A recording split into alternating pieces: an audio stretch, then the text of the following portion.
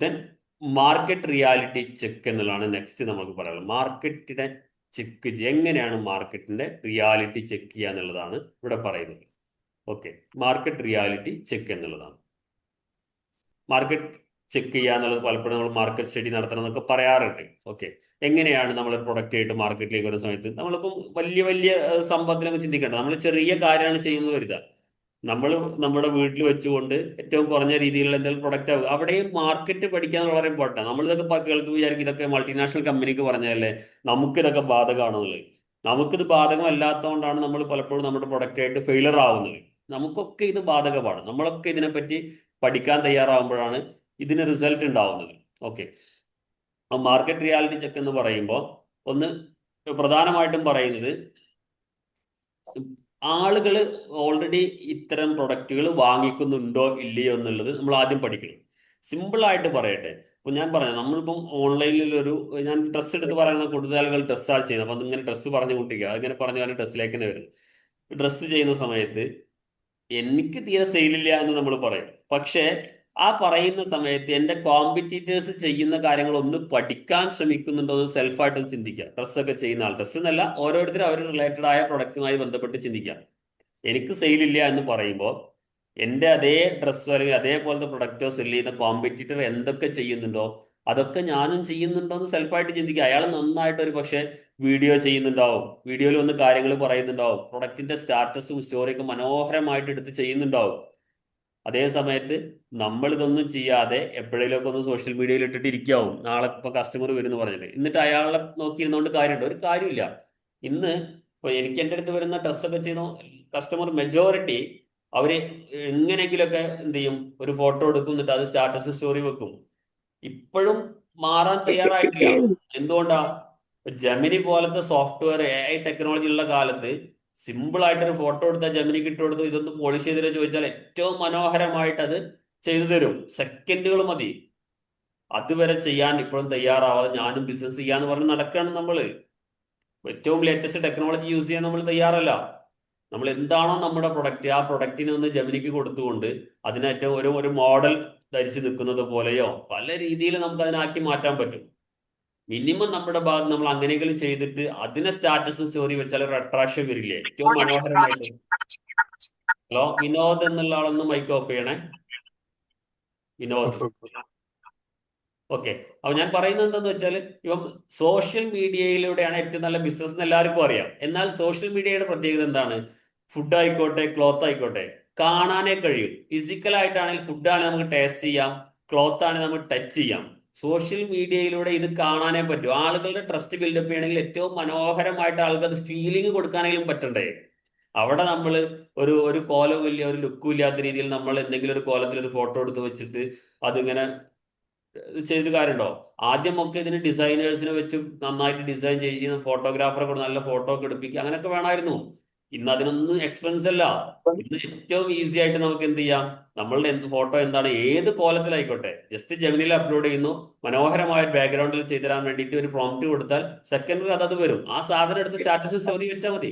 അതുവരെ ചെയ്യാൻ നമ്മൾ തയ്യാറല്ലാതെ നമ്മൾ എന്ത് പറയാണ്, നമുക്ക് ബിസിനസ് ഇല്ല, നമുക്ക് ബിസിനസ് ഇല്ല എന്ന് പറയാണ്. നമുക്ക് ബിസിനസ് വരണമെങ്കിൽ നമ്മൾ ചെയ്യേണ്ട മിനിമം കാര്യങ്ങൾ നമ്മൾ ചെയ്യണ്ടേ? മൈക്ക് ഓഫ് ചെയ്യണേ. ആരാണ് മൈക്ക് ഓൺ ആക്കിയിട്ടുള്ളത്? മൈക്ക് ഒന്ന് ഓഫ് ചെയ്യണേ. ഓക്കെ, അപ്പം എപ്പോഴും നമ്മൾ ശ്രദ്ധിക്കേണ്ട കാര്യം, മാർക്കറ്റിലേക്ക് ഇറങ്ങുന്ന സമയത്ത് ഈ ഒരു പ്രൊഡക്റ്റിലേക്ക് പേയ്മെന്റ് കൊടുക്കാൻ ആളുകൾ തയ്യാറാണോ? ഇതേപോലെ എന്നെ പോലെ കോമ്പറ്റീഷനുള്ള ആളുകളൊക്കെ ഇത് കൊടുക്കുന്ന സമയത്ത് അവരൊക്കെ ഇത് വാങ്ങിക്കുന്നുണ്ടോ എന്നുള്ളത് നമ്മൾ ചെക്ക് ചെയ്യണം. ഒന്നതാണ്.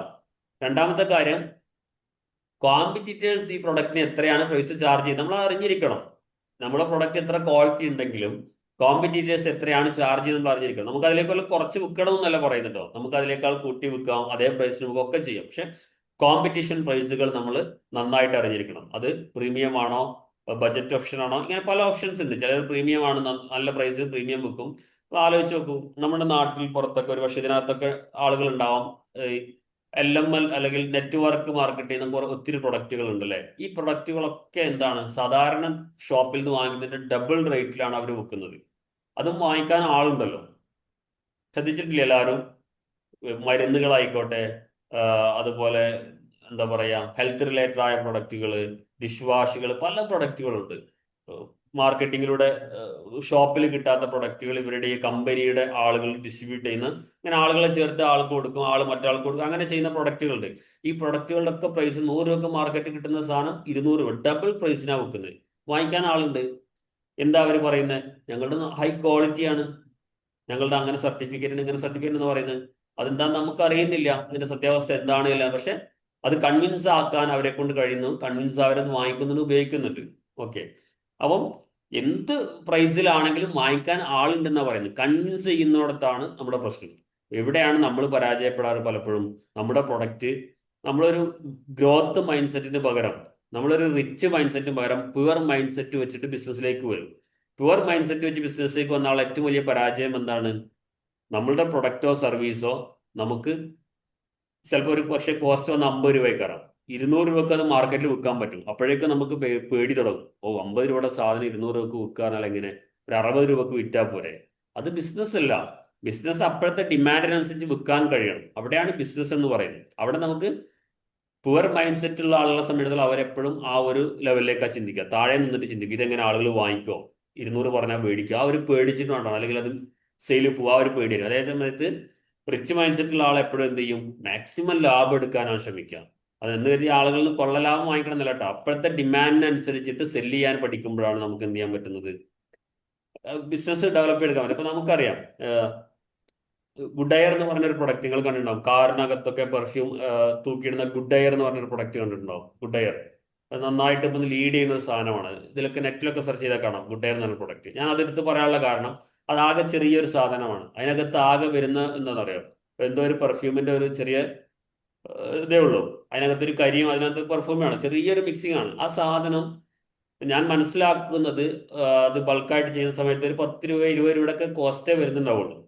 അതിനുള്ള ചിലവേ അതിനുള്ളൂ. പക്ഷെ മാർക്കറ്റിൽ വിൽക്കുന്നത് വലിയ പ്രൈസിന് 1000 2000 വിൽക്കുന്നത്. അത് എന്താണ്? ആ സാധനത്തെ പൊസിഷൻ ചെയ്തത് അങ്ങനെയാണ്. നിങ്ങൾക്ക് പഠിച്ചാൽ മനസ്സിലാവും. ഗുഡ് എയർ എന്നുള്ള പ്രൊഡക്റ്റ് അടിച്ചു നോക്കിയാൽ മനസ്സിലാവും. അതിനെ പൊസിഷൻ ചെയ്തത് അങ്ങനെയാണ്. ഒരു കുഞ്ഞു പ്രൊഡക്റ്റാ, ആർക്കും ഉണ്ടാക്കാൻ പറ്റുന്ന രീതിയിലുള്ള പ്രൊഡക്റ്റാ. പക്ഷെ അവരാദ്യം എന്ത് ചെയ്തു?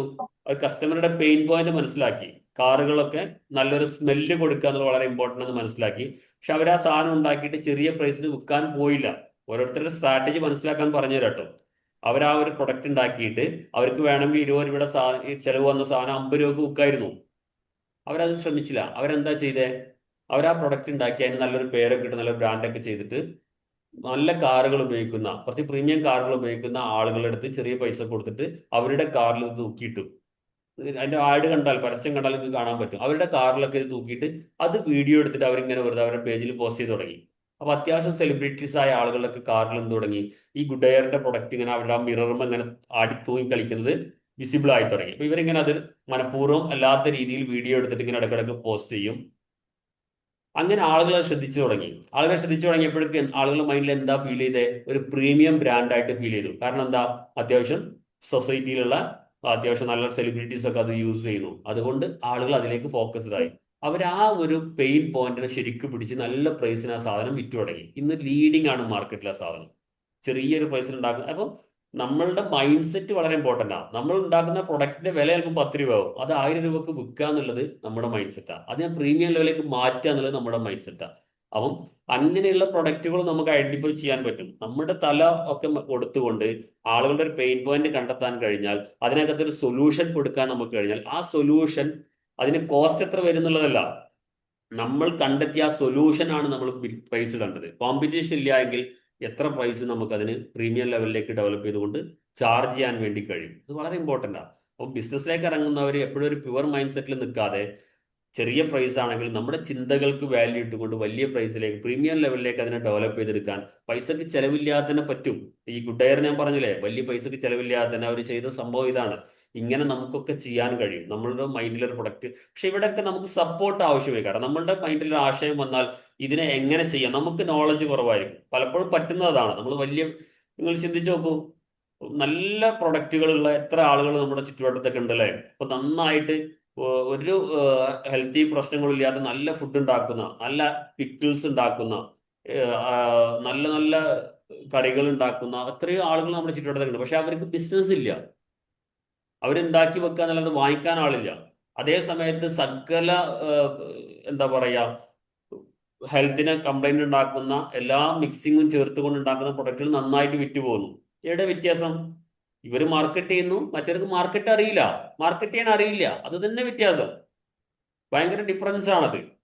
അപ്പം നമ്മളുടെ പ്രൊഡക്റ്റിനെ മാർക്കറ്റ് ചെയ്യാനും പൊസിഷൻ ചെയ്യാനും നമുക്കറിയില്ലെങ്കിൽ സപ്പോർട്ട് വാങ്ങിയിട്ട് അത് ചെയ്യാൻ തയ്യാറാവണം. ഞാൻ ഇന്നലെ കണ്ട ഒരു ചെറിയ വീഡിയോ പറഞ്ഞു, നിങ്ങളൊക്കെ ഒരു പക്ഷേ കണ്ടിട്ടുണ്ടാവും. ഒരു പയ്യൻ പപ്പടം വെക്കുന്നത് നടന്നിട്ട് കാറുകളിലൊക്കെ നിർത്തിയിട്ട്, നിങ്ങൾ ആരും കണ്ടിട്ടുണ്ടാവും ഒരു പക്ഷേ. ഗുരുവായൂർ തൃശ്ശൂർ ആ ഭാഗത്ത് എവിടെയാണ് അവൻ പപ്പടാണ് വെക്കുന്നത്. ഒന്ന് ചിന്തിച്ചു നോക്കൂ, നമ്മൾ അങ്ങനെ ചിന്തിക്കുമോ മാറിയിട്ട്?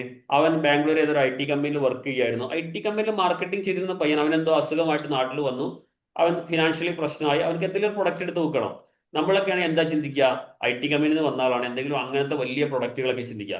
ഇവന്റെ ചുറ്റുവട്ടത്ത് പപ്പടം ഉണ്ടാക്കുന്ന ആളുകൾ കണ്ടപ്പോൾ അവൻ ചിന്തിച്ചതാണ്, എന്തുകൊണ്ട് ഈ പപ്പടം വിറ്റുടാ. അവൻ ടൗണിൽ ഇറങ്ങിയിട്ട് സിഗ്നലിൽ നിന്നുകൊണ്ട് നിർത്തുന്ന വണ്ടികളെയും മറ്റുമൊക്കെ കൈ കാണിച്ചുകൊണ്ട് നല്ല എക്സിക്യൂട്ടീവ് സ്റ്റൈലിൽ good morning sir, good afternoon sir, ഒരു പാറ്റ് പപ്പടം എടുത്തൂടെ, നല്ല ക്വാളിറ്റി പപ്പടമാണെന്നൊക്കെ പറഞ്ഞിട്ട് നല്ല രസത്തിൽ മാർക്കറ്റ് ചെയ്യുന്നു. ആളുകളൊക്കെ വാങ്ങിക്കുന്നു. കാരണം എല്ലാവരുടെ വീട്ടിലും നേരത്തെ പറഞ്ഞ പോലെ നമ്മൾ 3 ടൈപ്പ് പ്രൊഡക്റ്റ് പറഞ്ഞാൽ നീഡ് ബേസ്ഡ് ആണ് പപ്പടം എന്നുള്ളത്. എല്ലാവർക്കും ആവശ്യമുള്ള സാധനമാണ്. ഇവൻ ഇത് നടന്നു വിൽക്കുന്നു. ചെറിയ പൈസകൾ 50 രൂപ 40 രൂപയുടെ പാക്കറ്റുകൾ ഇവൻ നടന്നു വിൽക്കുന്നു. അപ്പൊ ഇവൻ്റെ അടുത്ത് ഒരു ബ്ലോഗറാണ് തോന്നുന്നു, ഇവന് ചോദിക്കുന്നുണ്ട് എത്ര വിൽക്കുന്നു. അപ്പൊ ഇവൻ നല്ലൊരു ക്വാണ്ടിറ്റിയാണ് പറയുന്നത്, ഡെയിലി വിൽക്കുന്നത് ഇത്ര 1000 2000 പീസൊക്കെ ഡെയിലി വിൽക്കുന്നത് പറയുന്നുണ്ട്. ആലോചിച്ച് നോക്കൂ, ഒരെണ്ണത്തുമേ ഒരു 2 രൂപ ലാഭം എടുത്ത് 1000 പ്രൊഡക്റ്റ് വിറ്റാൽ എത്രയായി? 2000 രൂപയായി. വേറെ എന്ത് ഇൻവെസ്റ്റ്മെന്റ് അവർക്ക് അവിടെ ചെയ്യാനുള്ളത്? അവന്റെ ഒരു എനർജി ഒരു ദിവസം ചെലവഴിക്കണം, അതല്ല വേറെ ഹെവി ഇൻവെസ്റ്റ്മെന്റ് ഇല്ല. 10 ദിവസം പണിത് 20,000 രൂപയായി.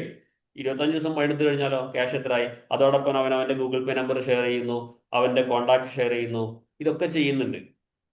അപ്പം നമ്മൾ നമ്മുടെ ചുറ്റുവട്ടത്തുള്ള പ്രൊഡക്റ്റുകളൊക്കെ വിട്ടിട്ട് എവിടെയോ അന്വേഷിച്ച് ഓടി നടക്കുക. അവൻ ബാംഗ്ലൂർ IT കമ്പനി വിട്ടിട്ട് തൊട്ടപ്പുറത്ത് പപ്പടക്കാരൻ ഉണ്ടാക്കുന്ന പപ്പടം എടുത്തിട്ട് അവൻ എന്ത് ചെയ്തു? അവൻ അവന്റെ ഫീൽഡ് അവിടെ ഡെവലപ്പ് ചെയ്തെടുത്തു. ഇപ്പൊ അവന്റെ കീഴിൽ തന്നെ അവൻ ആരൊക്കെ ലൈനിലേക്ക് വേറെ പറഞ്ഞയക്കുന്നുണ്ട് കൂടുതൽ വിൽക്കാൻ വേണ്ടിയിട്ട്. അപ്പൊ അവൻ അവൻ ആ ഒരു ബിസിനസ് മോഡ് റെഡിയാക്കി എടുത്തു. അവൻ അത് പഠിച്ചുകൊണ്ട് അവന്റെ അണ്ടറിൽ 3-4 ആളുകൾക്ക് കുറേശ്ശെ പപ്പടം കൊടുത്ത് നിങ്ങൾ വിറ്റിട്ട് വരും, നിങ്ങൾക്ക് ഇത്ര തരാം എന്ന് പറയുന്ന സ്റ്റൈലിലേക്ക് മാറി. ആലോചിച്ച് നോക്കും. പപ്പടം നമ്മൾ കാണായിട്ടാണോ? ഈ പപ്പടം നമ്മൾ ജനിച്ചന്ന് മുതലേ കാണുന്നതാ. അതിന്റെ ബിസിനസ് നമ്മൾ കാണാത്തതാണോ? അത് ഉണ്ടാക്കുന്ന ചെട്ടിയാർ വരെ ഇങ്ങനെ ഇതിന്റെ സാധ്യത മനസ്സിലാക്കി ഉണ്ടാവില്ല. കടയിൽ കൊണ്ടുവച്ച് കൊടുത്തു, ബിൽ ടു ബില്ല്, അടുത്ത വരവിന് പൈസ കിട്ടും, ഇങ്ങനെ ചെറിയ മാർജിൻ കിട്ടും, അങ്ങനെ ചെയ്യുന്നതാ. ഇതേ സമയത്ത് ഇവ നന്നായിട്ട് അത് സെല് ചെയ്യുന്നു. അപ്പൊ ഇങ്ങനെ ചിന്തിച്ചു നോക്കൂ, നമ്മുടെ മുന്നിലൊക്കെ ഇതേപോലെയുള്ള ആശയങ്ങളും ഉണ്ട്. നമ്മൾ വലിയ സംഭവത്തിന്റെ പുറകെ പോവാം. കുഞ്ഞു കുഞ്ഞു സാധനങ്ങൾ നന്നായിട്ട് ചെയ്യാൻ പഠിച്ചാൽ തന്നെ നമുക്ക് ഒരു ദിവസം നമ്മൾ ഒരു 1000 രൂപയാണ് എക്സ്പെക്ട് ചെയ്യുന്നതെങ്കിൽ ഈസി ആയിട്ട് 1000ലേക്ക് എത്താൻ വേണ്ടി കഴിയും. അപ്പം എല്ലാം ശരിയായിട്ട് അല്ലെങ്കിൽ നല്ലൊരു പ്രൊഡക്റ്റ് കണ്ടിട്ട് ഞാൻ ചെയ്തോളാം എന്ന് ചിന്തിക്കലല്ല. നമ്മുടെ ചുറ്റുവട്ടത്തുള്ള ആളുകളുടെ പെയിൻ പോയിന്റിന് സൊല്യൂഷൻ കൊടുക്കാൻ പറ്റുന്ന പ്രൊഡക്റ്റ് നമ്മുടെ ചുറ്റുവട്ടങ്ങളിൽ ഉണ്ടാവാം. അതെടുത്ത് ചെയ്യുക എന്നുള്ളത് വളരെ ഇമ്പോർട്ടൻ്റ് ആണ്. ഇനി നമുക്കൊരു പ്രൊഡക്റ്റ് ഇല്ലെങ്കിൽ അത് ഒരു നമ്മുടെ ചുറ്റുവട്ടം ഒന്ന് നിരീക്ഷിക്കുക. ആളുകൾ എന്തിലാണോ പ്രയാസപ്പെടുന്നത്, അവർക്ക് ഈ ഒരു പ്രൊഡക്റ്റ് കൊണ്ട് കൊടുത്തു കഴിഞ്ഞാൽ നമുക്ക് നന്നായിട്ട് ബിസിനസ് ഉണ്ടാക്കിക്കൂടെ എന്ന് ചിന്തിക്കാം. അപ്പം അത് നമുക്ക് എന്ത് ചെയ്യാം? റിസൾട്ട് ഉണ്ടാക്കിയെടുക്കാം. പക്ഷെ കൺസിസ്റ്റൻസി ഇമ്പോർട്ടൻ്റ്. നമ്മളൊരു ആവശ്യത്തിൽ തുടങ്ങി 2 ദിവസം കഴിഞ്ഞാൽ നിർത്തി, അങ്ങനെയല്ല. ഇപ്പൊ നന്നായിട്ട് ലിക്വിഡുകൾ ചെയ്യുന്ന ആളുകളുണ്ട് അല്ലെ, വീടുകളൊക്കെ ക്ലീൻ ചെയ്യുന്ന ലിക്വിഡുകൾ ചെയ്യുന്ന ആളുകളുണ്ട്. സ്വന്തമായിട്ട് ഉണ്ടാക്കിയിട്ട് ഡെയിലി ഒരു 10 വീട്ടിൽ കൊടുത്തു കഴിഞ്ഞാൽ, അല്ലെങ്കിൽ ഡെയിലി ഒരു 25 വീട്ടിൽ കൊടുത്തു കഴിഞ്ഞാൽ അവൻ കറക്റ്റായിട്ട് മാർക്ക് ചെയ്യാണ്. ഞാൻ 1 ലിറ്ററിന്റെ ബോട്ടിൽ കൊടുത്താൽ അടുത്ത ആഴ്ച ഇന്ന സമയത്തേക്ക് ആ വീട്ടിൽ വീണ്ടും വേണ്ടി വരും. അതേ സമയത്ത് വീണ്ടും അതേ വീടിനെ ഫോക്കസ് ചെയ്തിട്ട് അതൊരു മാർക്കറ്റിംഗ് ആണ്. അപ്പൊ അവർ കറക്റ്റായിട്ട് അവന്റെ കസ്റ്റമറായിട്ട് മാറുന്നു. അതൊരു ബിസിനസ്സാണ്. ഈ ലിക്വിഡ് കടകളിൽ കിട്ടായിട്ടല്ലോ. ഇവരുടെ ആ ലിക്വിഡ് വാങ്ങിയ ലിക്വിഡ് കഴിയുമ്പോഴേക്കും ഇവൻ അടുത്ത റൗണ്ടിലേക്ക് എന്ത് ചെയ്യുന്നു? ലിക്വിഡ് ആയിട്ട് ചെല്ലുന്നു. അപ്പൊ സ്വാഭാവികമായിട്ട് അവരെന്ത് ചെയ്യും? വീണ്ടും ഓർഡർ ചെയ്യും. അങ്ങനെ അവർക്ക് അവിടെ നല്ലൊരു ബെൽറ്റിൽ 10,000 കസ്റ്റമർ ഇങ്ങനെ ഓരോ ദിവസം ടോട്ടലി ഒരാഴ്ചയിൽ 1000 കസ്റ്റമർ ആയി കഴിഞ്ഞാൽ പിന്നെ 4 ആഴ്ചയും റൊട്ടേറ്റ് ചെയ്യുന്ന കസ്റ്റമർ അവിടെ ആയി. സുഖമായിട്ട് എന്ത് ചെയ്യാൻ പറ്റും? നല്ലൊരു ഇൻകം അവിടെ ബാലൻസ് ചെയ്യാൻ വേണ്ടി കഴിയും. ഓക്കെ. അപ്പൊ ഇങ്ങനെ അത് ഓൺലൈൻ ആയിക്കോട്ടെ ഓഫ്ലൈൻ ആയിക്കോട്ടെ. ഓൺലൈൻ ആകുമ്പോൾ ഇതൊക്കെ ഗെയിം വേറെയാണ്, വീട്ടിലിരുന്നു കൊണ്ട് തന്നെ നമുക്ക് എന്ത് ചെയ്യാം? പ്രോപ്പറായിട്ട് ചെയ്യാൻ പറ്റും. പക്ഷെ ഓൺലൈൻ ചെയ്യുന്ന സമയത്ത് വിസിബിൾ ആവുക എന്നത് വളരെ ഇമ്പോർട്ടൻ്റ് ആണ്. വിസിബിലിറ്റി വളരെ വളരെ ഇമ്പോർട്ടൻ്റ് ആണ്. ഇനി ഇവിടെ നിന്ന് അങ്ങോട്ടുള്ള കാലം എന്ന് പറഞ്ഞു കഴിഞ്ഞാൽ ഇപ്പൊ തന്നെ ചിന്തിച്ചു നോക്കൂ, വീഡിയോയിൽ വന്നിട്ട് കാര്യങ്ങൾ പറയുന്നവനാണ് ഏറ്റവും കൂടുതൽ ബിസിനസ് ഉള്ളത്. ആരൊക്കെ വീഡിയോയിൽ വരാതിരിക്കുന്നു, ആരൊക്കെ അവരുടെ പ്രൊഡക്റ്റ് പരിചയപ്പെടുത്താതെ എന്റെ കയ്യിൽ ഈ പ്രൊഡക്റ്റ് ഉണ്ട് എന്ന് ആരൊക്കെ വീഡിയോയിൽ വന്നിട്ട് ഉറക്കെ വിളിച്ച് പറയുന്നോ, അവർക്കൊക്കെ ബിസിനസ് ഉണ്ട്. അത് ഇന്ന് ഇങ്ങനെയാണെങ്കിൽ വരും പോകുന്ന വർഷങ്ങളിൽ ഇതിന്റെ എത്രയോ മടങ്ങാണ് വർദ്ധിക്കാൻ പോകുന്നത്. അപ്പൊ നമ്മൾ പ്രൊഡക്റ്റ് ഒക്കെ വെച്ച് ഒളിച്ചിരുന്നോണ്ട് ഒരു കാര്യമില്ല. പ്രൊഡക്റ്റ് നമ്മുടെ കയ്യിലുണ്ടെങ്കിൽ, നല്ല സർവീസ് നമ്മുടെ കയ്യിലുണ്ടെങ്കിൽ ഒളിച്ചിരിക്കില്ല, വിസിബിൾ ആവാൻ തയ്യാറാവാം, ഫേസിൽ വന്നിട്ട് കാര്യങ്ങൾ പറയാൻ തയ്യാറാവാം. തുടക്കത്തിൽ ഫേസിൽ വരുന്നില്ലെങ്കിലും വോയിസ് ഓവറിലെങ്കിലും വന്നിട്ട് കാര്യങ്ങൾ പറഞ്ഞുകൊണ്ട് സോഷ്യൽ മീഡിയയിൽ ഒരു അസറ്റ് ബിൽഡപ്പ് ചെയ്യാൻ ഇനിയും മടിച്ചു നിൽക്കുന്ന ആളുകൾ വലിയ പ്രതീക്ഷകൾ വെച്ചിരിക്കുക എന്നല്ലാതെ ഫ്യൂച്ചറിലേക്ക് നമ്മൾ ബാക്കോട്ട് പോയി പോകും. നിർബന്ധമായിട്ട് ഞാൻ 100% പറയട്ടെ, എന്നെ സ്ഥിരമായിട്ട് കേൾക്കുന്ന ആളുകൾ ഇത് കേട്ട് ബോറടിക്കുന്നുണ്ട്, എന്നാലും ഞാൻ വീണ്ടും പറയട്ടെ, നിർബന്ധമായിട്ടും സോഷ്യൽ മീഡിയ പ്ലാറ്റ്ഫോമുകൾ ഇപ്പോഴും നമ്മൾ ടൂർ പോയതും ട്രിപ്പ് പോയതും ഇടാൻ ഉപയോഗിക്കുന്നവരാണെങ്കിൽ ഒരു കാര്യമില്ല, വേസ്റ്റ് ആണത്. ആരുടെങ്കിലും കയ്യടിയിൽ ലൈക്കും കാണാൻ വേണ്ടിയിട്ട് അതിന് യൂസ് ചെയ്യാൻ അപ്പുറത്തേക്ക് ബിസിനസ് റിലേറ്റഡ് ആയ എന്തിലേക്കാണ് നമ്മൾ ഫോക്കസ് ചെയ്യുന്നത് അത് റിലേറ്റഡ് ആയ കണ്ടന്റുകൾ കൊടുത്തു തുടങ്ങുക. ആര് കണ്ടു, ആര് കേട്ടു, ആര് ലൈക്ക് ചെയ്തതിനെ പറ്റി വറിയാവണ്ട. നമ്മൾ എന്താണോ ഇഷ്ടപ്പെടുന്നത്, എന്താണോ ചെയ്യാൻ താല്പര്യപ്പെടുന്നത് അതുമായി ബന്ധപ്പെട്ട കണ്ടന്റുകൾ നമ്മുടെ വോയിസിൽ വീഡിയോയിൽ വന്നിട്ട് വീഡിയോയിൽ കൊടുത്തു തുടങ്ങിക്കഴിഞ്ഞാൽ അതായിരിക്കും ഫ്യൂച്ചറിൽ ഏറ്റവും വലിയ അസറ്റ് എന്ന് പറയുന്നത്. ഒരു പൈസ ചെലവില്ലാതെ നമുക്ക് ഉണ്ടാക്കാൻ പറ്റുന്ന അസറ്റുകൾ അത് പ്രോപ്പറായിട്ട് മാനേജ് പോകാൻ നിങ്ങൾ ചെയ്തു തുടങ്ങിക്കഴിഞ്ഞാൽ ഇതിൽ വലിയ റിസൾട്ട് ഇല്ല. ഇനിയും ആരെ കാത്തു നിൽക്കുക? AI ടെക്നോളജീസ് വന്നു, നമ്മൾ കാണുന്നതിന് വാസ്റ്റ് ചേഞ്ചസാണ് വരാൻ പോകുന്നത്. ഇപ്പം കറക്റ്റ് ടൈമാണ്. ഇപ്പൊ ഒരു അസറ്റ് ബിൽഡപ്പ് ചെയ്ത് കഴിഞ്ഞാൽ ഇപ്പം കറക്റ്റ് ടൈമാന്ന് പറഞ്ഞാൽ 4 കൊല്ലം മുന്നേ ചെയ്യാതെ ഇന്ന് നമ്മൾ ചിത്രം മാറിണ്ടാവും, അന്ന് നമ്മൾ ചെയ്തിട്ടില്ല. പക്ഷെ ഇനിയും നമ്മൾ ചെയ്യാതെ പുറകോട്ട് പോകാന്ന് പറഞ്ഞാൽ അത് നമ്മുടെ മാത്രം പ്രശ്നമാണ്, മറ്റാരുടെയും പ്രശ്നമല്ല. അതുകൊണ്ട് ഞാൻ ഇതിനെ കൂട്ടിച്ചേർത്ത് പറയുന്നു, ഓൺലൈൻ ബിസിനസ്സിലേക്കാണ് ഏറ്റവും കൂടുതൽ സാധ്യതകളുള്ളത്. എന്നാൽ അതോടൊപ്പം നമ്മൾ മാർക്കറ്റിലേക്ക് വരുന്ന സമയത്ത് കോമ്പറ്റീഷൻ അനാലിസിസ് ചെയ്യണം. നമ്മുടെ കോമ്പറ്റീറ്റേഴ്സ് ആരൊക്കെ എന്നുള്ളത് നമ്മൾ കറക്റ്റായിട്ട് അനാലിസിസ് ചെയ്ത് പോകണം. അവരെന്തൊക്കെ കാര്യങ്ങൾ ചെയ്യുന്നു അതിനെപ്പറ്റി പേടിക്കല്ല ചെയ്യുന്നത്. കോമ്പറ്റീറ്റേഴ്സ് ഭയങ്കര ബിസിനസ് ഉണ്ടല്ലോ, അപ്പം എനിക്ക് ഇവിടെ രക്ഷയുണ്ടോ? അതല്ല, അതിൽ നിന്ന് യുണീക്കായിട്ട് എനിക്ക് എന്ത് ചെയ്യാൻ പറ്റും, അവർ ചെയ്യുന്നത് വ്യത്യസ്തമായിട്ട് ഞാൻ എന്ത് ചെയ്യണം എന്നുള്ളതൊക്കെ പഠിച്ചുകൊണ്ട് പഠിക്കുക എന്നുള്ളത് വളരെ ഇമ്പോർട്ടൻ്റ് ആണ്. സ്റ്റഡി നടത്തുക എന്നുള്ളത്. ഓക്കെ. അതേപോലെ തന്നെ മാർക്കറ്റ് വാലിഡേറ്റ് ചെയ്യുന്ന സമയത്ത് വലിയ ഡിമാൻഡ് ഇല്ലാത്ത പ്രൊഡക്റ്റ് ആണ് അതിന്റെ പുറകെ നമ്മൾ പോവരുത്. വലിയ ഡിമാൻഡ് ഇല്ലാത്ത പ്രൊഡക്റ്റ് ആണെങ്കിൽ പുറകെ പോവരുത്. അതും നന്നായിട്ട് മനസ്സിലാക്കേണ്ട കാര്യമാണ്.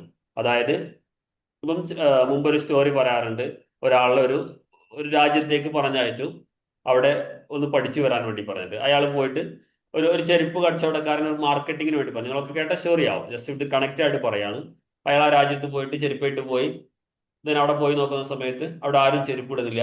അയാൾ തിരിച്ചും കൊണ്ടു പോന്നു. ആ രാജ്യത്ത് ആരും ചെരുപ്പിടുന്ന, ആർക്കും ചെരുപ്പ് വേണ്ട എന്ന് പറഞ്ഞിട്ട് അയാൾ തിരിച്ചും കൊണ്ടു പോന്നു. മറ്റൊരു മാർക്കറ്റിംഗ് സ്റ്റാഫിനെ ആര്യത്തെ വീണ്ടും പറഞ്ഞു. അയാൾ പോയി നോക്കുമ്പോൾ അവിടെ ആരും ചെരുപ്പിടുന്നില്ല. അയാൾ അപ്പം അവിടുത്തെ മാർക്കറ്റ് സാധ്യത കണ്ടു. ഇവിടെ ചെരുപ്പ് ആരും ഇട്ട് തുടങ്ങിയിട്ടില്ല, ഇവരെ കൊണ്ട് ചെരുപ്പിടാൻ ശീലിപ്പിച്ചു കഴിഞ്ഞാൽ ഇവിടെ വലിയൊരു മാർക്കറ്റ് നല്ല മനസ്സിലാക്കുകയും ചെരുപ്പ് ഇടാൻ വേണ്ടി അവരെ പതുക്കെ പതുക്കെ ശീലിപ്പിക്കുകയും ചെയ്തു.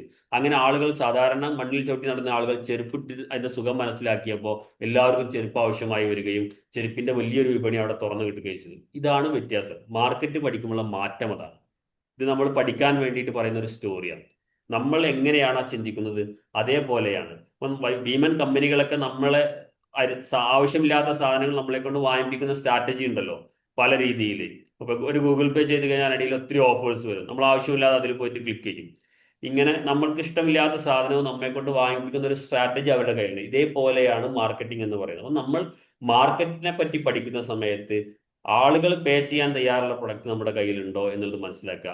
ഒത്തിരി പ്രൊഡക്റ്റ് ഉണ്ട്, ഇപ്പം പലപ്പോഴും കാണുന്ന ഒത്തിരി പ്രൊഡക്റ്റുകൾ ഉണ്ടാവും, എന്നിട്ടും അതിന്റെ പുറകെ വീണ്ടും എന്ത് ചെയ്യാണ്, ആളുകൾ ഓടുകയാണ്. അതിലേക്ക് പോകരുത്.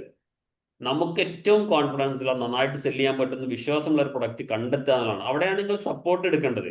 അവിടെ നിങ്ങൾ സപ്പോർട്ടൊന്നും എടുക്കാതെ അതിന് സമയം ഇൻവെസ്റ്റ് ചെയ്യാതെ പൈസ ഇൻവെസ്റ്റ് ചെയ്യാതെ, ഇവിടെയൊക്കെ നമ്മൾ പറയുമ്പോൾ എപ്പോഴും സംഭവിക്കുന്ന കാര്യം എന്താണെന്ന് അറിയാം, ആഗ്രഹങ്ങൾ എല്ലാവർക്കും, സ്വപ്നങ്ങൾ എല്ലാവർക്കും ഉണ്ട്, എന്തെങ്കിലുമൊക്കെ ചെയ്യണം, പ്രൊഡക്റ്റ് ചെയ്യണം, സെല് ചെയ്യണം എന്നൊക്കെ. പക്ഷെ അതിനുവേണ്ടി ഒരു ചെറിയ പൈസ ഇൻവെസ്റ്റ് ചെയ്യാൻ പോകുന്ന സമയത്ത്, അതിനുവേണ്ടി പഠിക്കാൻ വേണ്ടിയിട്ട് എന്തെങ്കിലും അവിടെ നേരെ നമ്മൾ മൈൻഡ് ഡൗണിലേക്ക് ആയി, അതൊന്നും വേണ്ട, അതൊക്കെ എനിക്കറിയാം, ആ ഒരു ചിന്തയാണ് കൂടുതൽ ആളുകൾക്ക്. എന്നാൽ ഈ പൈസയൊക്കെ കൊണ്ടുപോയി കളഞ്ഞ് എന്തെങ്കിലുമൊക്കെ നഷ്ടം വന്നാൽ അതൊരു പ്രശ്നമില്ല. അപ്പൊ പിന്നെ അതിനെപ്പറ്റി ചിന്തിക്കും. എപ്പോഴും എന്തിലേക്ക് പോവുകയാണെങ്കിൽ നിർബന്ധമായിട്ടും പഠിക്കാൻ തയ്യാറാവാം. നമുക്ക് സെൽഫായിട്ട് ഡിസിഷൻ മേക്കിംഗ് കൺഫ്യൂഷൻസ് ഉണ്ടോ, നിർബന്ധമായിട്ട് എക്സ്പീരിയൻസ് ഉള്ള എക്സ്പെർട്ടായ ആളുകളിൽ നിന്നും കൺസൾട്ട് ചെയ്തുകൊണ്ട് മാത്രം ചെയ്യുക. അത് ഒരുപാട് പൈസ നമുക്ക് ലാഭിക്കാൻ പറ്റും, ഒരുപാട് സമയം നമ്മുടെ ലാഭിക്കാൻ വേണ്ടി കഴിയും. അതല്ലെങ്കിൽ നമ്മുടെ പൈസയും സമയവും ഒത്തിരി നഷ്ടപ്പെടും. ഞാനിത് പറയുന്നത് എൻ്റെ എക്സ്പീരിയൻസ് എന്നാണ്. ഞാനിങ്ങനെ ചെയ്യാത്തതുകൊണ്ട് തന്നെ ഒത്തിരി പൈസയും സമയം നഷ്ടപ്പെടുത്തിയ ആളാണ്. ഇനി അത് സംഭവിക്കാതിരിക്കണം എന്ന് ആഗ്രഹിക്കുന്നതാണ് ഞാൻ വീണ്ടും വീണ്ടും റിപ്പീറ്റ് ചെയ്ത് പറയുന്നത്. അപ്പോൾ എപ്പോഴും നമ്മൾ ഒരു ക്ലാരിറ്റി നമുക്ക് വന്നില്ല എങ്കിൽ ക്ലാരിറ്റി വരുത്താൻ ആരെ സമീപിക്കണം അവരെ സമീപിച്ചുകൊണ്ട് ക്ലാരിറ്റി വരുത്തിയതിനു ശേഷം മാത്രം, സാധ്യതകളുള്ള ലോകത്താണ് നമ്മൾ ജീവിക്കുന്നത്, ഹൈ പൊട്ടൻഷ്യലുള്ള ലോകത്താണ് നമ്മൾ ജീവിക്കുന്നത്. നമുക്കൊക്കെ നല്ല കഴിവുകളുണ്ട്, നമുക്ക് നല്ല പൊട്ടൻഷ്യലും ഉണ്ട്. പക്ഷെ നമ്മളിങ്ങനെ ആലോചിച്ച് സമയം കളഞ്ഞുകൊണ്ട് എന്ത് തുടങ്ങണം, ഇറങ്ങണം. എന്തിലേക്ക് വേണമെന്ന് കണ്ടെത്തണമെങ്കിൽ ഇറങ്ങിയിട്ട് പണി തുടങ്ങണം. ഞാൻ ഇന്നതിലേക്കാണ് പോകേണ്ടത്, എൻ്റെ മനസ്സിൽ 10 ആശയങ്ങളുണ്ട്. അത് വേണ്ടപ്പെട്ടവരോട് ഡിസ്കസ് ചെയ്യണം. അതിൽ ഫൈനലാക്കി തരാൻ കഴിയുമെന്ന് നിങ്ങൾ വിശ്വസിക്കുന്ന ആളുമായിട്ട് ഡിസ്കസ് ചെയ്യണം. അത് പെയ്ഡ് ആണെങ്കിൽ പേയ്മെന്റ് കൊടുത്ത് ഡിസ്കസ് ചെയ്യണം. നമ്മളിങ്ങനെ ആലോചിച്ച് സമയം കളയലല്ല.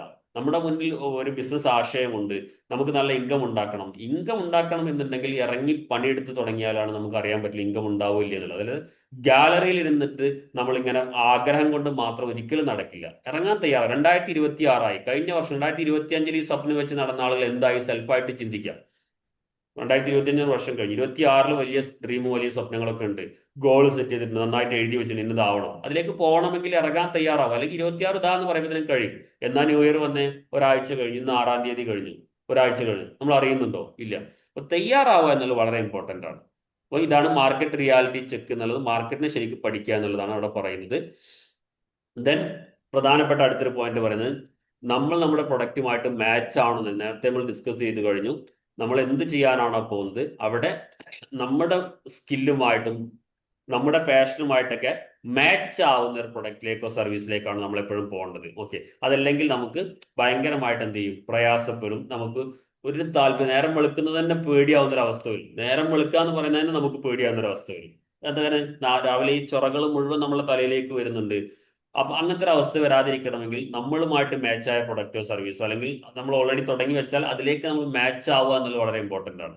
ഒരു നിശ്ചയ സമയത്തിനകത്ത് നമുക്ക് ട്രാക്കിൽ കയറണം. ആ ഒരു 60 മുതൽ 90 ഡേയ്സ് ഒക്കെയാണ് നമ്മൾ നോർമൽ പറയാറ്. തുടങ്ങി വെച്ചാൽ ഇത്ര സമയത്തിനകത്ത് ഇങ്ങനെ ട്രാക്കിൽ. ഇപ്പം ഡിസ് ലൈഫിന്റെ പ്രൊജക്ട് നടന്നുകൊണ്ടിരിക്കുന്നത് ആ ഒരു പ്രൊജക്റ്റ് ആണ്. അതിൽ ജോയിൻ ചെയ്ത ആൾ ഇതിനകത്ത് ഉണ്ട് ഞാൻ മനസ്സിലാക്കുന്നു. 90 ഡേയ്സ് പ്രൊജക്ട് എന്ന് പറഞ്ഞിട്ടാണ് നടന്നുകൊണ്ടിരിക്കുന്നത്. 0-ൽ നിന്ന് തുടങ്ങിയിട്ട് ഇപ്പോൾ എവിടെ നിൽക്കുന്നോ 90 ഡേയ്സ് ആകുമ്പോഴേക്കും എവിടെ എത്തണം, ഇങ്ങനെ ഒരു പ്ലാൻ വരച്ചുകൊണ്ട് ഇൻഡിവിജ്വൽ അറ്റൻഷൻ കൊടുത്തുകൊണ്ട് കറക്റ്റായിട്ട് ആ ഒരു ഫോക്കസിൽ പോയിക്കൊണ്ടിരിക്കുകയാണ്. ഇൻഡിവിജ്വൽ ആയിട്ട് തന്നെ ഓരോ ദിവസവും വിലയിരുത്തിക്കൊണ്ട് അവരുടെ പ്രോപ്പർ ആയിട്ടുള്ള ഓരോ കാര്യങ്ങളും ഇടപെട്ടുകൊണ്ട് കറക്റ്റായിട്ട് പോയിക്കൊണ്ടിരിക്കുക. ഒത്തിരി ആളുകൾ ഇപ്പോൾ അതിൽ അഡ്മിഷൻ എടുത്തിട്ടുണ്ട്, അതിന്റെ ബാച്ചുകൾ കറക്റ്റായിട്ട് നടന്നു പോകുന്നുണ്ട്. ഓക്കെ, അപ്പൊ അങ്ങനെയൊക്കെ ആർക്കെങ്കിലും വേണമെങ്കിൽ അതിനെ യൂസ് ചെയ്യാം. പേഴ്സണലായിട്ട് കോൺടാക്ട് ചെയ്താൽ മതി. ആർക്കെങ്കിലും അങ്ങനെ ഒരു 90 ഡേയ്സ് പ്ലാനിൽ നിന്നുകൊണ്ട് നിങ്ങളുടെ ഉള്ളിൽ കിടക്കുന്ന ആശയങ്ങളോ സ്വപ്നങ്ങളോ ഒത്തിരി കാര്യങ്ങളുടെ ടോട്ടലി കൺഫ്യൂസ്ഡ് ഒക്കെ ആണെങ്കിൽ അതിനെ ക്ലാരിറ്റി വരുത്താൻ ആദ്യം ചെയ്യുക. ശേഷം അതിന്റെ ബിസിനസ് മോഡൽ എന്താണെന്ന് പഠിക്കും. ഓൺലൈനിൽ അതെങ്ങനെ ചെയ്യാം, എങ്ങനെയാണ് അതിന് ഡിജിറ്റൽ ലീഡർഷിപ്പിലേക്ക് കൊണ്ടുവരാം, അതിനൊരു ഹൈ ഇൻകം ലെവലിലേക്ക് എങ്ങനെ കൊണ്ടുപോകാൻ പറ്റും, ഇങ്ങനെ കൂടെ നിന്ന് സപ്പോർട്ട് ചെയ്ത് ഒരു 90 ഡേയ്സിനകത്ത് അതൊരു ടോപ്പ് ലെവലിലേക്ക് വരികയും 2026 നമ്മുടേതാക്കി മാറ്റാൻ വേണ്ടിയിട്ടുള്ള സപ്പോർട്ട് കൊടുത്തുകൊണ്ടിരിക്കുകയാണ്. ആർക്കെങ്കിലും അങ്ങനത്തെ സർവീസോ കാര്യങ്ങളോ ഒക്കെ ആവശ്യമുണ്ട്, ഇങ്ങനെ എന്നും കേൾക്കുക, എന്നും ക്ലാസ്സുകൾ അതിനപ്പുറത്തേക്ക് പ്രാക്ടിക്കലി ആക്ഷൻ എടുക്കാൻ തയ്യാറല്ല എങ്കിൽ ഒരിക്കലും സക്സസ് ആവാൻ കഴിയില്ല. ആക്ഷൻ എടുക്കാൻ തയ്യാറാവുക. ആക്ഷൻ എടുക്കണമെങ്കിൽ സപ്പോർട്ട് വേണം. സപ്പോർട്ട് വേണമെങ്കിൽ ഇത്തരത്തിലുള്ള സപ്പോർട്ടുകൾ എടുക്കാൻ തയ്യാറാവുക. അതല്ലെങ്കിൽ നമ്മൾ എന്നും ഇതുപോലെ ഇങ്ങനെ ഒരു എന്താ പറയുക, മനസ്സിൽ ആഗ്രഹം വെച്ച് നടക്കുക മാത്രം ചെയ്യുക. അപ്പം തീരുമാനങ്ങൾ നമ്മുടേതാണ്, നമ്മളാണ് തീരുമാനം എടുക്കണം. അപ്പം നമ്മുടെ സ്കില്ലുമായിട്ട് മാച്ച് ആവുന്ന പ്രൊഡക്റ്റാണ് നമ്മൾ എന്ത് ചെയ്യേണ്ടത്, നമ്മൾ ഫൈനൽ ചെയ്യേണ്ടത് എപ്പോഴും ചെയ്യുന്ന സമയത്ത്. അതിന്റെ സ്കെയിലബിലിറ്റി ചെക്ക് ചെയ്യണം. എങ്ങനെ സ്കെയിലബിലിറ്റി ചെക്ക് ചെയ്യാം? നമ്മളുടെ കയ്യിൽ നിന്നും അടുത്തൊരു ലെവലിലേക്ക് അതിനെ കൊണ്ടുപോകാൻ കഴിയുമോ ഇല്ലേ എന്നുള്ളത് ചെക്ക് ചെയ്യേണ്ടതുണ്ട്. അതേപോലെ തന്നെ നമുക്കൊരു സിസ്റ്റം ഒക്കെ വെച്ച് ഇതിനെ അടുത്തൊരു ലെവലിലേക്ക് മാറ്റാൻ പറ്റുമോ എന്നുള്ളത് ചെക്ക് ചെയ്യണം. ഇപ്പോൾ ഉള്ള കസ്റ്റമർ അതായത് ഒരു 10x കസ്റ്റമർ ആക്കാൻ, അതായത് ഒരു 10 ഇരട്ടി കസ്റ്റമറിലേക്ക് പോകണമെങ്കിൽ എന്തൊക്കെ ചെയ്യണം എന്നുള്ളത് പഠിക്കേണ്ടതുണ്ട്. ഇങ്ങനെ അതിനൊരു ട്രാക്കിലായി കഴിഞ്ഞാൽ അടുത്ത ലെവലിലേക്ക് പോകും. ആദ്യം നമ്മൾ താഴെ നിൽക്കും, താഴ്ന്ന് പതുക്കെ ട്രാക്കിലേക്ക് വരും. ട്രാക്കിൽ കറക്റ്റായിട്ട് റൺ ചെയ്താൽ പിന്നെ അടുത്ത ലെവലിലേക്ക് അധികം സമയം വേണ്ടി വരില്ല, ഒറ്റയടിക്ക് മാറാൻ കഴിയും. പക്ഷെ ഇതൊക്കെ ആദ്യമേ ബിൽഡപ്പ് ചെയ്ത് പോകണം. നമ്മളിങ്ങനെ പോകുന്ന സമയത്ത് ഇപ്പൊ ഞാൻ കുറച്ച് കഷ്ടപ്പെടുന്നെങ്കിലും അടുത്ത സ്റ്റേജായിട്ട് ഇങ്ങനെ ആവണം. ഒരു ലെവലിലേക്ക് നമുക്ക് ചിന്തിക്കുമ്പോഴേ ഇത് കഴിയുള്ളൂ. അപ്പൊ ആ ഒരു ചിന്തയിലേക്ക് നമുക്ക് പോകാൻ പറ്റണം, അപ്പോഴേ നമുക്ക് മാറാൻ കഴിയും. ഞാനെന്ന് പറഞ്ഞു, ഞാൻ കഴിഞ്ഞ മാസം ക്ലാസ് കൊടുക്കുന്ന സമയത്ത് ഞാൻ പറഞ്ഞു, ഞാൻ ഓൾറെഡി 4,999 കോഴ്സാണ് കൊടുത്തത്. പക്ഷെ കഴിഞ്ഞ ഒരു നവംബർ ഡിസംബർ സമയത്ത് ഞാൻ 499 ഒരു ചെറിയ സംഭവം അത് കൊടുക്കുന്ന സമയത്ത് ഞാൻ പറഞ്ഞു ഇത് ഡിസംബറോട് കൂടി ഞാൻ ക്ലോസ് ചെയ്യും. 499 എന്നുള്ളത് ഇതൊരു ജസ്റ്റ് ഒരു എന്താ പറയാ പരീക്ഷണ രീതിയിൽ ചെയ്യുന്ന കാര്യങ്ങളാണ് എന്ന് ഞാൻ പറഞ്ഞത്.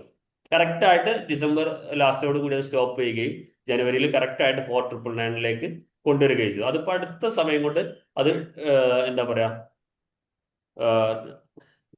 അറൌണ്ട് 10,000 അടുത്തേക്ക് മാറും. അപ്പൊ ആ ഒരു ലെവലിൽ ഇങ്ങനെ പോയിക്കൊണ്ടിരിക്കുകയാണ്. അപ്പൊ ഞാൻ പറഞ്ഞല്ലോ, ഞാനൊരു കാര്യം ചെയ്യുമ്പോൾ അതിന്റെ അടുത്ത ലെവലിലേക്ക് കണ്ടുവച്ചിട്ടാണ് അത് ചെയ്തു പോകുന്നത്. കാരണം അതിന്റെ വാല്യൂസ് കൊടുക്കുന്നത് എനിക്ക് ഉറപ്പാണ്. ഞാൻ ഈ ഒരു എക്സ്പീരിയൻസ് ഷെയർ ചെയ്യുന്നത് അങ്ങനെ വേണം നമ്മൾ ചിന്തിക്കാൻ. അല്ലാതെ ഒന്നിലിങ്ങനെ സ്റ്റിക്ക് ഓൺ ചെയ്ത് പോകാന്നല്ല, അതിന്റെ അടുത്ത ലെവലിലേക്ക് സ്കെയിൽ അപ്പ് ചെയ്യാൻ. സ്കെയിലബിലിറ്റി നമ്മൾ കണ്ടിട്ട് വേണം എന്ത് പ്രൊഡക്റ്റിലേക്കും സർവീസിലേക്കും ഇറങ്ങാൻ. അപ്പം ഒന്നിലിങ്ങനെ നിൽക്കുന്ന സമയത്ത് അടുത്ത ലെവലിലേക്ക് മാറാനുള്ള സാധ്യതകൾ നമ്മൾ കാണണം. അതിനനുസരിച്ച് നമ്മൾ സ്കില്ല് കൂട്ടണം കേട്ടോ. അപ്പം ഞാനിത് പറയുന്നത് ഞാൻ ഇതിനേക്കാൾ നല്ല രീതിയിൽ ഇൻവെസ്റ്റ് ചെയ്തുകൊണ്ട് ഞാൻ പഠിച്ചുകൊണ്ടിരുന്നിട്ടാണ്. അത്രയും പഠിക്കാൻ വേണ്ടി സമയവും പൈസയും ഇൻവെസ്റ്റ് ചെയ്യുന്നതുകൊണ്ടാണ് എനിക്ക് ആ ഒരു കോൺഫിഡൻസ് കിട്ടുന്നതും എൻ്റെ അടുത്ത് വരുന്ന ആളുകൾ സക്സസ് ആക്കാൻ കഴിയുമെന്ന് എനിക്ക് പറയാൻ പറ്റുന്നതും എൻ്റെ ഹൃദയത്തിൽ നിന്നും ആത്മാർത്ഥമായിട്ട് എനിക്ക് പറയാൻ പറ്റുന്നത് ഞാനത് പ്രാക്ടീസ് ചെയ്യുന്നതുകൊണ്ടാണ്. അങ്ങനെ നമ്മൾ പ്രാക്ടീസ് ചെയ്യാൻ വേണ്ടി തയ്യാറാകുമ്പോഴത് സക്സസ് ആവുള്ളൂ. അപ്പോൾ അങ്ങനെ ഒരു സ്കെയിലബിലിറ്റി നമ്മുടെ പ്രൊഡക്റ്റിലോ സർവീസിലോ വേണം. അപ്പം എപ്പോഴും ടോട്ടലി നമ്മൾ സർവീസോ പ്രൊഡക്റ്റോ ഒക്കെ ചെയ്യുന്ന സമയത്ത് സോഷ്യൽ മീഡിയ പ്ലാറ്റ്ഫോം മസ്റ്റായിട്ട് യൂസ് ചെയ്യാൻ പറ്റണം. കാരണം അത് മസ്റ്റ് ആണെന്ന് പറയാനുള്ള കാരണം സീറോ ഇൻവെസ്റ്റ്മെന്റ് നമുക്ക് നന്നായി മാർക്കറ്റ് ചെയ്യാൻ പറ്റുന്ന സോഷ്യൽ മീഡിയ മാത്രമേ ഉള്ളൂ. നമ്മുടെ പ്രൊഡക്റ്റിന്റെ സർവീസിന്റെ ബ്രാൻഡ് അംബാസഡർ നമ്മൾ തന്നെ ആയി മാറിക്കഴിഞ്ഞാലോ പിന്നെ ഒന്നും ചിന്തിക്കാനില്ല. പിന്നെ നമ്മൾ പേഴ്സണൽ ബ്രാൻഡാണ്. ഒരു നിശ്ചയ സമയത്തിനകത്ത് നമ്മൾ പേഴ്സണൽ ബ്രാൻഡ് ആയിക്കഴിഞ്ഞാൽ എന്ത് പ്രൊഡക്റ്റും സർവീസും നമുക്ക് അതിലൂടെ എന്ത് ചെയ്യാൻ പറ്റും, സെല് ചെയ്യാൻ കഴിയും. അതുകൊണ്ടാണ് സോഷ്യൽ മീഡിയക്ക് ഇത്ര പ്രാധാന്യം പറയുന്നത്. എല്ലാവരും അതിലേക്ക് വന്ന് തുടങ്ങിയെന്ന് പറയാൻ വയ്യ, എന്നാലും കുറെ ആളുകളൊക്കെ വന്ന് തുടങ്ങിയിട്ടുണ്ട്. അത് വലിയ സന്തോഷമാണ്. അപ്പം സ്കെയിലബിലിറ്റി വളരെ ഇമ്പോർട്ടൻ്റ് ആയ ഘടകമാണ്. നമ്മൾ നമ്മുടെ പ്രൊഡക്റ്റുമായിട്ട് മാച്ച് ആയിരിക്കണം. അതോടൊപ്പം സ്കെയിലബിൾ ചെയ്യാൻ നമുക്ക് കഴിയണം എന്നുള്ളത് ഇമ്പോർട്ടൻ്റ് ഘടകമാണ്. Okay, then next topic validate before your invest എന്നാണ് പറയുന്നത്. നമ്മൾ ഇൻവെസ്റ്റ് ചെയ്യുന്നതിന് മുന്നേ അതിനൊരു വാല്യൂ നമ്മൾ കാണണം എന്നുള്ളതാണ്. എന്താണ് വാല്യൂ കാണണം? Talk to your real customers. നമ്മളെപ്പോഴും നമ്മൾ ആ കസ്റ്റമർ ആരെയാണ് നമ്മൾ ഉദ്ദേശിക്കുന്നത് അവരുമായിട്ടൊരു അതായത് അത് റിലേറ്റഡ് ആയിട്ട് ആ പ്രൊഡക്റ്റ് റിലേറ്റഡ് ആയിട്ടുള്ള കസ്റ്റമേഴ്സ് ആരാണോ അവരുമായിട്ട് വെറുതെ ഒരു ഫീഡ്ബാക്കുകളൊക്കെ നിങ്ങൾ ഇന്ന പ്രൊഡക്റ്റുകളൊക്കെ യൂസ് ചെയ്യുന്നുണ്ടോ, എന്താണ് നിങ്ങളുടെ ഫീഡ്ബാക്ക് എന്നുള്ള രീതിയിൽ മാർക്കറ്റ് പഠിക്കാൻ വേണ്ടി ഉപകരിക്കുന്ന കാര്യങ്ങളാണ് അത്. റിയൽ കസ്റ്റമേഴ്സുമായിട്ട് നമ്മൾ ജസ്റ്റ് ഒരു ഫീഡ്ബാക്ക് ഒക്കെ സംസാരിക്കും. ഇതൊക്കെ ചെയ്യണം കേട്ടോ. അതൊന്നും ചെയ്യാതെ നമ്മളൊരു പ്രൊഡക്റ്റ് നേരാണ് മാർക്കറ്റിലേക്ക് കൊണ്ടുവന്നത്. കുറേ ആളുകൾ അങ്ങനെയാണ് പ്രയാസപ്പെട്ട് കിടക്കുന്നത്. ആവേശത്തിൽ മെഷീനറി ഇറക്കിയ കുറേ ആളുകൾ എനിക്കറിയാം, പ്രൊഡക്റ്റ് ഉണ്ടാക്കിയ ആളുകളെ അറിയാം. ഇപ്പം ബനാന പൗഡറിന്റെ കേസൊക്കെ പറഞ്ഞിട്ട് ഒത്തിരി ആളുകൾ എനിക്ക് വീട്ടിലുണ്ടാക്കി വെക്കാണ്. മെഷീൻ എടുത്തു, ബനാന വാങ്ങിച്ചു, പൗഡർ ഉണ്ടാക്കി, പേരിട്ടു, പാക്ക് ചെയ്തു. പാക്ക് ചെയ്ത പിന്നെ അവിടെ ഇരിക്കുകയാണ്. ഇത് ആർക്ക് വിൽക്കണം എന്നറിയില്ല. അപ്പൊ ആദ്യം ഇത് ആർക്ക് വിൽക്കണമെന്ന് പഠിച്ചിട്ട് വേണ്ടേ ഇങ്ങനെ പ്രൊഡക്റ്റ് ഉണ്ടാക്കാൻ? അവിടെയാണ് നമുക്ക് ഫോൾട്ട് പറ്റുന്നത്. ഓക്കെ, അപ്പൊ അതുകൊണ്ട് തന്നെ നമ്മൾ ടാർഗറ്റ് ചെയ്യുന്ന കസ്റ്റമർ ആരാണോ അത് റിലേറ്റഡ് ആയ കസ്റ്റമേഴ്സിനോടൊക്കെ ആ പ്രൊഡക്റ്റ് അവർ യൂസ് ചെയ്യുന്ന പ്രൊഡക്റ്റ് ഏതാണ്, നിങ്ങൾ എന്തുകൊണ്ട് അത് തന്നെ സ്ഥിരമായിട്ട് വാങ്ങിക്കുന്നത്, ഇങ്ങനെയൊക്കെ ചോദിക്കാം. അവരുടെ അടുത്ത് നമ്മൾ ഇങ്ങനെ ഒരു പ്രൊഡക്റ്റ് ഉണ്ടെന്ന് പറയാൻ വേണ്ടിയിട്ടല്ല. അപ്പൊ അവരതിന്റെ ഗുണങ്ങൾ പറയും, മറ്റ് ഓപ്പോസിറ്റ് ഉള്ളതിന്റെ ദോഷങ്ങൾ പറയും. അപ്പൊ നമുക്ക് നമ്മുടെ പ്രൊഡക്റ്റുമായിട്ട് കണക്ട് ചെയ്യാൻ വേണ്ടി പറ്റും. അതിനാണ് റിയൽ കസ്റ്റമേഴ്സുമായി സംസാരിക്കണം എന്ന് പറയുന്നത്. ദെൻ അതേപോലെ തന്നെ മറ്റു കാര്യങ്ങൾ നമ്മളൊരു പൈലറ്റായിട്ട്, അതായത് നമ്മളൊരു പൈലറ്റ് പ്രോഗ്രാമായിട്ട് റൺ ചെയ്യാന്ന് പറഞ്ഞു കഴിഞ്ഞാൽ ഫോർ എക്സാമ്പിൾ നമ്മളൊരു ട്രയൽ റണ്ണിങ് നടത്തുക എന്നുള്ളതാണ് ഉദ്ദേശിക്കുന്നത്. ഞാനിപ്പോൾ എക്സാമ്പിൾ പറയാ വെച്ചാൽ ഇന്ന് നമ്മുടെ ഇതിനകത്ത് ഉണ്ടോയെന്ന് അറിയില്ല, ഒരു അനീഷ മേഡം ഇപ്പം നമ്മുടെ സിൽവർ മെമ്പർഷിപ്പിലുള്ളതാണ്, ഇത് ജോയിൻ ചെയ്തിട്ടുണ്ടോയെന്ന് അറിയില്ല. അവർ ഇതേപോലെ എൻ്റെ അടുത്ത് വന്ന സമയത്ത് ഡ്രസ്സ് ഒന്നിച്ചിട്ട് ഡ്രസ്സിന്റെ ഇതാണ് പറഞ്ഞത്, ഡ്രസ്സ് ചെയ്യാൻ വേണ്ടി പോവാണ്, എനിക്ക് ഡ്രസ്സാണ് ചെയ്യാൻ താല്പര്യം. ഡ്രസ്സെല്ലാം ടോട്ടലി കൺഫ്യൂസ്ഡ് ആയിരുന്നു. ലാസ്റ്റ് നമ്മൾ ഇരുന്ന് സംസാരിച്ച് ഡ്രസ്സിലേക്ക് എത്തിയത്. ഡ്രസ്സ് ചെയ്യാൻ പോകുന്ന സമയത്ത് ഒത്തിരി ഡ്രസ്സ് ഇറക്കണം, എന്നിട്ട് അതിനെ മാർക്കറ്റ്. ഞാൻ ഡ്രസ്സ് ഇറക്കണ്ട, നിങ്ങളൊരു പൈലറ്റ് റൺ നടത്തിന ആദ്യം. എങ്ങനെ പൈലറ്റ് റൺ നടത്തുക? ഞാൻ അവരോട് പറഞ്ഞു, നിങ്ങളുടെ ചുറ്റുവട്ടത്ത് ആരെങ്കിലും ഡ്രസ്സ് ഓൺലൈൻ ചെയ്യുന്നുണ്ടെങ്കിൽ നിങ്ങൾ അതൊന്ന് ഫൈൻഡ് ഔട്ട് ചെയ്യും. അവർ പറഞ്ഞ പോലെ അവർ ഫൈൻഡ് ഔട്ട് ചെയ്ത് കണ്ടെത്തി അവർ ആ ഓൺലൈൻ ചെയ്തുകൊണ്ടിരിക്കുന്ന ആളുകൾ ഇവർക്ക് കുറച്ച് പീസുകൾ എന്ത് ചെയ്തു, അതിൻ്റെ ഫോട്ടോസും വീഡിയോസും ഒക്കെ കൊടുത്തു, നിങ്ങൾ മാർക്കറ്റ് ചെയ്തോളൂ, ഞങ്ങൾ സാധനം കൊടുത്തോളാം എന്ന് പറഞ്ഞ്. ഇപ്പൊ അവർ കറക്റ്റായിട്ട് അതിനെ നന്നായിട്ട് ജെമിനിയൊക്കെ ഉപയോഗിച്ച് അതിന്റെ ഫോട്ടോസ് ഒക്കെ എടുത്ത് വളരെ ഭംഗിയായിട്ട് ഇന്ന് വീഡിയോസ് ഒക്കെ എടുത്തിട്ട് പോസ്റ്റ് ചെയ്തിട്ടുണ്ട്. ഇന്നലെ ഇന്നൊക്കെ ആയിട്ട് തുടങ്ങിയിട്ടുണ്ട്. അപ്പം അവർ ടെസ്റ്റ് റൺ ആണ്. സ്വന്തമായിട്ട് ഒരു രൂപയുടെ സാധനം വാങ്ങിയിട്ടില്ല, ഒരു പൈസക്ക് ചെലവില്ല. മറ്റൊരാളുടെ ഡ്രസ്സ് വാങ്ങി വെച്ചതെന്ന് എടുത്തിട്ട് സ്വന്തമായിട്ട് എന്ത് ചെയ്യുന്നു, അങ്ങനെ കണ്ടിന്യൂസ് ആയിട്ട് ഒരാഴ്ച രണ്ടാഴ്ച ചെയ്ത് കഴിഞ്ഞാൽ ഓർഡർ വരുമോ ഇല്ലേ, എന്തൊക്കെ ക്വസ്റ്റ്യൻസ് ആണ് കസ്റ്റമർ നമ്മളോട് ചോദിക്കുന്നത്, ഇതൊക്കെ നമുക്ക് എക്സ്പീരിയൻസ് ആണ്. ഇങ്ങനെ സ്റ്റാറ്റസ് കാണുമ്പോൾ പലരും പലതും ചോദിക്കും. ചിലർ പ്രൈസ് ചോദിക്കും, കളർ ചേഞ്ച് ചോദിക്കും, ക്വാളിറ്റി ചോദിക്കും, ക്വാണ്ടിറ്റി, ഇങ്ങനെ പല ക്വസ്റ്റ്യൻസ് വരും. ഈ ക്വസ്റ്റ്യൻസ് ഒക്കെ നമ്മുടെ പാഠങ്ങളാണ്. നമ്മൾ എന്ത് പഠിച്ചു? ഞാൻ ഡ്രസ്സ് ഇറക്കുന്ന സമയത്ത് ആളുകൾ ഇന്ന ക്വസ്റ്റ്യനുകൾ ചോദിക്കും, അതിനൊക്കെയുള്ള സൊല്യൂഷൻസ് ഉണ്ടാക്കിയിട്ട് വേണം ഞാൻ എന്ത് ചെയ്യാൻ, പർച്ചേസ് ചെയ്യാൻ. ആ പാഠങ്ങൾ നമ്മളവിടെ പഠിക്കുകയാണ്. ഒരു മാസം കണ്ടിന്യൂസ് ആയിട്ട് ഈ ഒരു പൈലറ്റ് റൺ നടത്തി കഴിഞ്ഞാൽ കറക്റ്റ് പിക്ചർ കിട്ടും. എത്ര പീസാണ് വിൽക്കാൻ പറ്റുന്നത്, എന്തുകൊണ്ടാണ് സെയിൽ ക്ലോസ് ആവാത്തത്, സെയിലിൽ ഞാൻ എന്തൊക്കെ ശ്രദ്ധിക്കണം, പ്രൊഡക്റ്റ് പർച്ചേസ് ചെയ്യുമ്പോൾ ഞാൻ എന്തൊക്കെ അറിയണം, ഇതൊക്കെ കറക്റ്റായിട്ട് ഈ ഒരു പൈലറ്റ് റണ്ണിൽ നമുക്ക് പഠിക്കാൻ വേണ്ടി കഴിയും. അപ്പോൾ നമ്മൾ നേരെ ഒരു പ്രൊഡക്റ്റിലേക്ക് പോവാതെ, ഇപ്പം ഞാൻ എൻ്റെ അടുത്ത് പ്രൊഡക്റ്റ് ഇതേപോലെ തന്നെ ഞാൻ ഇപ്പം ബനാന പൗഡർ അങ്ങനെ പല രീതിയിൽ ഞങ്ങൾ പ്രൊഡക്ഷൻ തുടങ്ങുകയാണ്, ഞങ്ങൾ മില്ലെടുത്തിട്ട് പ്രൊഡക്ഷൻ തുടങ്ങുകയാണ്, ഞങ്ങൾ സ്പൈസസിന്റെ പ്രൊഡക്ഷൻ തുടങ്ങാൻ കുറേ ആളുകൾ ഒരു ഭയങ്കര ആവേശത്തിൽ വരും. ഒരു മില്ല് സെറ്റ് ചെയ്യാൻ. എങ്ങനെ മില്ല് തുടങ്ങുന്നത്, അപ്പം മില്ല് തുടങ്ങാൻ കേന്ദ്ര ഗവൺമെന്റ് ലോൺ കിട്ടും, അത് വെച്ചിട്ട് ഞങ്ങൾ മില്ല് തുടങ്ങുന്നുണ്ട്, സ്പൈസസ് തുടങ്ങാൻ എന്നൊക്കെ പറയേണ്ട ആവേശം വരും. സ്പൈസസ് ഒക്കെ തുടങ്ങാൻ നമ്മൾ കോമ്പീറ്റ് ചെയ്യാനുള്ള ആരായിട്ടാണ്? ഈസ്റ്റേൺ പോലെയുള്ള വലിയ ബിഗ് കമ്പനികളുമായിട്ട് കോമ്പീറ്റ് ചെയ്യാൻ പോകുന്നു. ഒന്നാമത് അത്. രണ്ട്, സകല നാട്ടും പുറത്ത് ഇപ്പൊ എന്തുണ്ട്? സ്പൈസസും വെളിച്ചെണ്ണയും ആട്ടിയ വെളിച്ചെണ്ണ എന്നൊക്കെ പറഞ്ഞിട്ട് എല്ലായിടത്തും ഉണ്ട്. ആ ഒരു ഏരിയയിലേക്കാണ് വലിയ ലോൺ എടുത്തിട്ട് മില്ല് തുടങ്ങിയിട്ട് സ്പൈസസ് ആയിട്ട് കോമ്പീറ്റ് ചെയ്യാൻ പോകുന്നത്. അപ്പം ഞാൻ സിമ്പിളായിട്ട് ആവേശം വല്ലാണ്ട് കെടുത്താൻ പോലില്ല. ആവേശം കെടുത്താതെ തന്നെ ഞാൻ പറയും, നിങ്ങൾ തുടങ്ങിക്കോൾ, കുഴപ്പമില്ല. നിങ്ങൾ ആദ്യം നിങ്ങളുടെ ഒരു 4-5 കിലോമീറ്റർ ചുറ്റളവിൽ ഇതേപോലെ സ്പൈസസ് കൊടുക്കുന്ന മില്ലുണ്ടാവും, പ്രൊഡക്ഷൻ നടന്ന മില്ലുണ്ടാവും. അവിടുന്ന് നിങ്ങളൊരു ബ്രാൻഡ് പേര് കൊടുത്തിട്ട് ഒരു സ്റ്റിക്കറൊക്കെ ഇട്ടിട്ട് നിങ്ങൾ അവിടുന്ന് ഒരു 5 കിലോ എടുത്തിട്ട് ഒന്ന് വിൽക്കും. നിങ്ങളുടെ ടാർഗറ്റ് ഓഡിയൻസ് ആരാണോ, നിങ്ങൾ പറയുന്നുണ്ടല്ലോ നിങ്ങൾ ബില്ല് എടുത്തിട്ട് നിങ്ങൾ കസ്റ്റമർക്ക് അങ്ങനെ വെക്കും. നിങ്ങളൊന്ന് ഒരു 5 കിലോ അല്ലെങ്കിൽ 2 കിലോ എടുത്ത് ഒരു ദിവസം നിങ്ങളൊന്ന് വിൽക്കും. നിങ്ങൾക്ക് അവിടെ നിന്ന് 100 ഗ്രാമിന് കിട്ടുമെങ്കിൽ 110 120 ഇട്ടിട്ട് നിങ്ങൾ വിൽക്കും. വിറ്റിട്ട് നിങ്ങൾ ഒരു ദിവസം ഒരു 500 രൂപ 1000 രൂപ ലാഭം ഉണ്ടാക്കിയിട്ട് ഒരു മാസം കറക്റ്റായിട്ട് ആ ലാഭം ഒന്ന് കൺസിസ്റ്റൻസിയിൽ കാണിക്കും. എന്നിട്ട് പോരാ മില്ല് തുടങ്ങലെന്ന് ചോദിക്കുന്ന സമയത്ത് ആദ്യമൊക്കെ എന്നോട് ദേഷ്യം തോന്നും. പിന്നെയാണ് ആ ഒരു റിയാലിറ്റിയിലേക്ക് വരിക. സത്യമാണ്. അപ്പൊ അവര് സെല്ല് ചെയ്യുന്നതിനെ പറ്റി ചിന്തിച്ചത് ഇത് കറക്റ്റായിട്ട് ആ മുളക് പൊടി എടുത്തിട്ട് മാർക്കറ്റിലേക്ക് ഇറങ്ങിയാൽ അവർക്ക് അറിയാം എത്ര പേര് അത് വാങ്ങിക്കുക, എത്ര പേര് വാങ്ങിക്കില്ല, ഒരു ദിവസം എത്ര പേരായിട്ട് വിൽക്കാൻ കഴിയും. 4 ദിവസം പോയി കഴിഞ്ഞാൽ കറക്റ്റായിട്ട് പിക്ചർ കിട്ടും എന്നെ കൊണ്ട് ഇത് പറ്റുമോ ഇല്ല എന്നുള്ളത്. ഇത് തന്നെയാണ് നമ്മൾ ചെയ്യേണ്ടത്. വെറുതെ ഒരു ആവേശത്തിൽ ഒരു ഐഡിയ മനസ്സിൽ കാണുമ്പോൾ ചാടിക്കയറി ചെയ്യരുത്. അതിനെ ഈ രീതിയിലേക്ക് നമ്മൾ പഠിക്കാൻ തയ്യാറാണ്. ഇവിടെയൊക്കെ ഞാൻ പറഞ്ഞല്ലോ, ഇവിടെയൊക്കെ നമുക്ക് സപ്പോർട്ട് ആവശ്യമാണെങ്കിൽ നിർബന്ധമായിട്ട് സപ്പോർട്ട് എടുത്തിട്ട് തന്നെ ചെയ്യണം. ഒരാൾ ഡയറക്റ്റ് ചെയ്യാനുണ്ടെങ്കിൽ ഇവിടെ നമുക്ക്, നിങ്ങൾ വിചാരിക്കും ഞാൻ എന്നെ പ്രൊമോട്ട് ചെയ്യാം, ഒരിക്കലും എൻ്റെ അടുത്ത് ചെയ്യണമെന്ന് ഞാൻ പറയുന്നില്ല കേട്ടോ. നിങ്ങൾക്ക് ഇഷ്ടമുള്ള ആളുകളുടെ അടുത്ത് പോയിട്ട് എനിക്ക് ചെയ്യാം. പക്ഷെ നമ്മൾ ഒത്തിരി സമയവും പൈസയും ഇവിടെ നമുക്ക് ലാഭിക്കാൻ കഴിയും. പിന്നെ ഒരു പുഷ്, നേരം വെളുക്കുമ്പോൾ നമുക്കൊരു പുഷ് വരും, ഇന്ന് ഇത് ചെയ്യണം, നാളെ ഇത് ചെയ്യണം. ഈ ഒരു പുഷാണ് നമുക്ക് ആവശ്യം. അതിന് സപ്പോർട്ട് എടുക്കാൻ നിർബന്ധം. നമ്മൾ ലക്ഷ്യങ്ങൾ പ്രൊഡക്റ്റിനും മറ്റും മുടക്കുന്ന സമയത്ത് അതിന്റെ ഒരു 5% 10% അത് പഠിക്കാൻ വേണ്ടി ഇൻവെസ്റ്റ് ചെയ്യുക എന്നുള്ളത് വളരെ ഇമ്പോർട്ടൻ്റ് ആയ ഘടകമാണ്. അപ്പോൾ പൈലറ്റ് പ്രോഗ്രാം റൺ ചെയ്യുക എന്നുള്ളത് വളരെ ഇമ്പോർട്ടൻ്റ് ആണ്. ദെൻ ആക്ഷൻ പ്രധാനമാണ്. ഒരു ആക്ഷൻ പ്ലാൻ നമുക്ക് വേണം സ്റ്റാർട്ട് ചെയ്യുന്നതിന് മുന്നേ. വ്യക്തമായിട്ട് ആക്ഷൻ പ്ലാൻ താങ്കളുടെ വേണം. പെട്ടെന്ന് തീരുമാനം എടുത്താണ്ട് ചാടിക്കയറി തുടങ്ങാന്നതിനപ്പുറത്തേക്ക് ഒരു ആക്ഷൻ പ്ലാൻ ഉണ്ടാക്കിയിട്ട് എത്ര പൈസ ചിലവാകും ഇങ്ങനെ തുടങ്ങാൻ, അത് എത്ര സമയം കൊണ്ട് നമുക്ക് റിട്ടേൺ കിട്ടും, ഒരു ദിവസം എത്ര കളക്ഷൻ വരണം, ഒരു ദിവസം എത്ര പ്രൊഡക്റ്റോ സർവീസോ വിൽക്കണം, ഇങ്ങനെ കറക്റ്റ് ഒരു മാസത്തേക്ക് ടാർഗറ്റ് ഒക്കെ വെച്ച് ഒരു ആക്ഷൻ പ്ലാൻ ഒക്കെ വെച്ചിട്ട് വേണം നമ്മളൊരു പ്രൊഡക്റ്റോ മറ്റോ തുടങ്ങാന്നുള്ളത്.